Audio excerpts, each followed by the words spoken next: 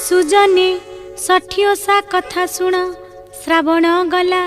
भोदुओ पशिला अमावास्या गला 6 दिने षठी घर हेला बोहू को डाकिला बोइला लो षठी ओषा करिबा ननंद भाउज माटी 2 टोकाई आनिले घर लिपिबा टोकाई घेनिला खणती घेनिला ननंद भाउज गले ननंद माटी गाड़िया उपरे बसीची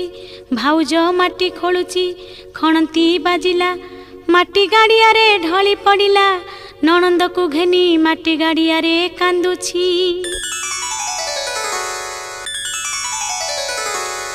षठी दुछाई विजे करिथिले अगना अगनी बनस्ते केही नाही बोइले काहेकि कांदुछि विकल हेउछि दिया कि देवता तुम्भे सुण माटी खोली आइलु आमे।